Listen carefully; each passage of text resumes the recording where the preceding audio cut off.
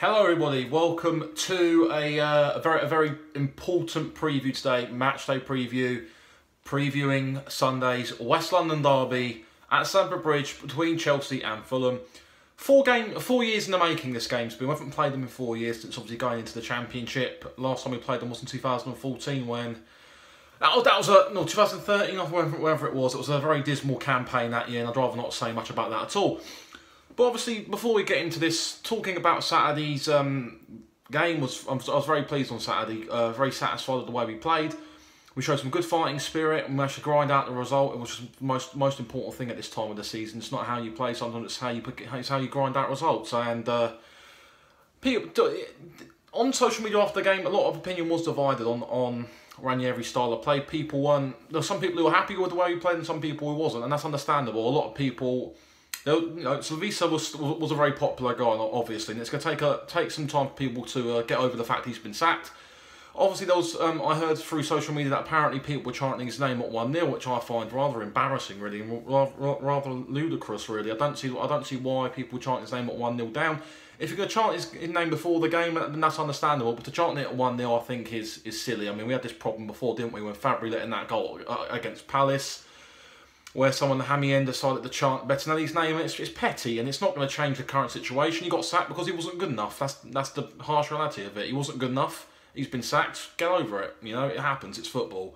It's a cruel world of football. We move on from it. But yeah, a lot of things there to get off my chest regarding Southampton. And also the video I put out got over, at this moment of time has over 3.4k views, which is really good. And I'm happy that lots of people seem to be engaging in it. We're getting lots of Serbian fans who obviously, due to Mitrovic, a couple of Italian fans as well who've commented on my channel and getting involved now because of obviously Ranieri.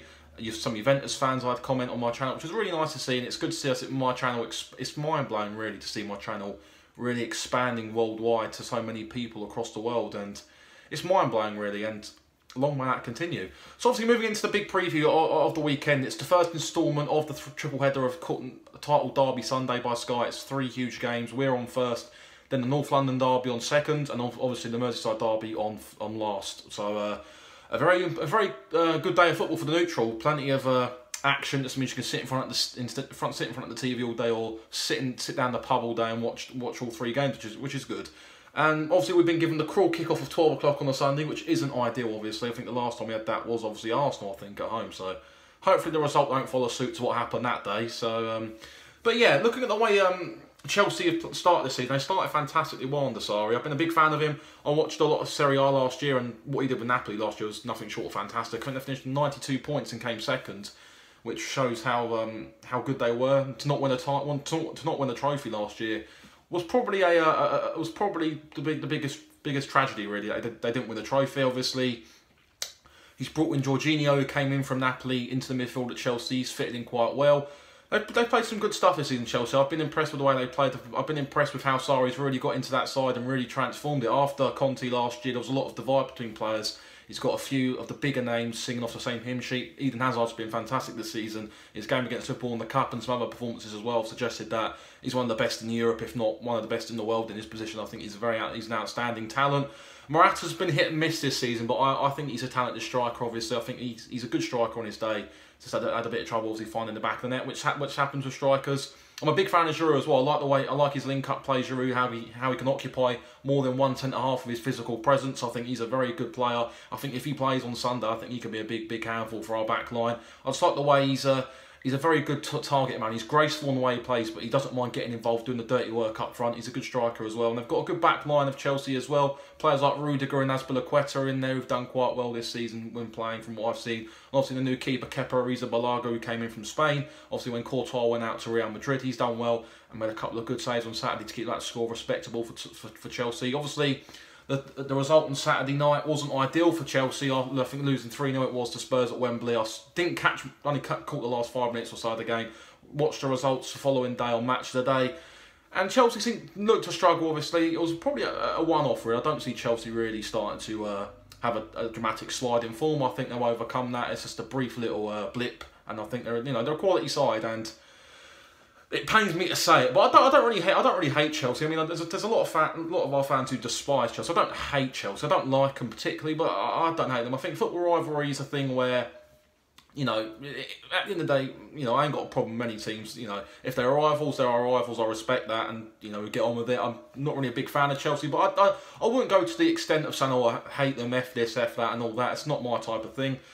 And it's going to be a hard game on Sunday. Obviously, I'm sure Ranieri will have a certain style, a certain idea of what he wants to do. Obviously, he knows how Chelsea operate. He's obviously managed there in the past, so he knows he might have a few aces up his sleeve in terms of trying to silence the Stamford Bridge crowd and trying to frustrate them as well. It could be an interesting spectacle for the neutral. Obviously, two Italians clashing managerials, Sarri and Ranieri. So it'll be good to see, and it's good to see actual Italian coaches actually getting a go in the Premier League, because they're, you know, these Italian coaches, you know, people like Sarri, Ranieri, they're talented coaches, obviously, and it's good to see them really taking the Premier League by storm. Obviously, Sarri's done very well. Obviously, Ranieri's had good success in the past, so it's good to see. But I think we will be very defensive on Sunday. I don't really see us trying to be brave and outgun Chelsea. I think if maybe this game was about, what, 5 or 6 games ago, I think that would have been, we'd have played a different style, I think. But I think under Ranieri, it'd be interesting. Away from home against the big team, how will we set up? I think we will look to try and frustrate Chelsea, try and hit them on the counter-attack. And, you know, looking at the way we played on Saturday, it was a lot. We seemed to retain that possession style of football for parts of it. All 3 goals were really good goals, and I don't think Ranieri's style of play is going to immediately come and try and replace the style of play we already had. I think it's going to take a little bit longer than that to try and get his message across. I don't think he's going to try and make a wholesale change just yet. I just don't think it's the right time to. I think he's going to try and get his ideas across slowly as the weeks go by. Obviously, this week's his first full week with everybody in the squad. Obviously, he had a week with the majority of the squad. A handful of players were away on Nations League and international duty, so it's good to have the full group of players back. And they've been training away this week, so it's good that he's going to start to get his ideas across. Obviously, I read in the matchday programme on Saturday that Ryan Sessegnon actually came out and said that training and Ranieri's methods are more attention to detail, more tactical than it was under Slavisa. So it just shows you how aware Ranieri is. He's probably more tactically astute than Slavisa was, and there's more, the attention to detail looks better. And from what I've seen from the coaching side of things, especially Saturday during the warm-up seems to be a bit more better, seems to be a bit more organised and structured, compared to recent weeks where we've seen Scott Parker take the majority of the warm-up. That's not been the case, and which is good, I think. I think Scott Parker shouldn't really have such a hands-on approach just yet. I think he's good that he's still on the coaching staff, in my opinion, but he's not really hands-on as he once was under Slavisa. I think he's taken more of a backseat role in terms of that first-team coach position, which is good. So that's positive. But obviously we've got 3 games in about 6 days coming up on Sunday. We've got Chelsea away on Sunday, Leicester on the Wednesday, and I think United away on the Saturday. So it's a busy period. As we're at the Christmas period, as we all know, it's famous for having its tough run of fixtures. Quite close together as well. The fixtures can get quite congested over the festive period, so it's almost like a mini league, really, isn't it? The fixture list over Christmas, where results are paramount if you want to try and push up the league, and results are hugely important in terms of getting confidence as well. The games come thick and fast, so if you get thumped one game, you can put it behind you, move on to the next game straight away, and that's the beauty of the Christmas period. But obviously this derby game does mean a lot to the fans, obviously, both Chelsea and Fulham. I mean, Chelsea probably not as much, because Chelsea don't really see us as a rival. They see us as one of the a smaller neighbour, don't they, really? I mean, obviously, as they've grew in success, they've got bigger fish to fry, they'll probably say, haven't they? Liverpool, United, Arsenal, Spurs and all them type of clubs. And we're just there behind them, just trying to make some noise in the background, really, which is probably how many Chelsea fans see it. But these derby games come around twice a year, and I can't reiterate how important they are. Just not to the fans, but to the players as well. Like, these are the games where memories are made, and fans will be talking about these games for generations in the stands and in the terraces, and these are the games to me that really determine whether or not you are a Fulham player, or if you become a Fulham legend, really, because these games really do define if you become a legend or not. If you really turn up in these big games, people will talk about you for generations, as I said, and it's such an important thing that these players really understand the importance of this derby, of a derby game, really, and really just go out and give it our best shot. It's bragging rights at stake. Obviously, we'd like to try and really give a good go of ourselves and give a good account of ourselves. You know, it's an important game to the fans, as I keep reiterating. And as long as we don't get thumped, I'll take a point all day long. If you're from me a point at Stamford Bridge right now, I'd snap your hand off. It'd be a very good result for us, but it's going to be a tall order trying to get a point. We're coming up against a very, very good quality side in Chelsea, who are probably one of the best in the league, in my opinion. One of the probably top 4. And it's gonna be it's gonna be a hard game. Obviously, they've got an array of talent. We've got to try and stop more than one player. We've just got to give it our best shot and see how it goes. My score prediction: It's a tough one, really. I'm not too sure how it's going to go. My heart, I'd love to say a 1-1, but I just don't know. I really don't know. I probably am going to say 3-1 to Chelsea. I don't like to say it, but I just see Chelsea having that bit better quality than us and probably just seeing out the win quite comprehensively in the end. I think we will notch a goal. I think we will be quite frustrating to break down and we will frustrate Chelsea. But I think that once the first goal goes in, if we can bounce back from what we did against Southampton, then great.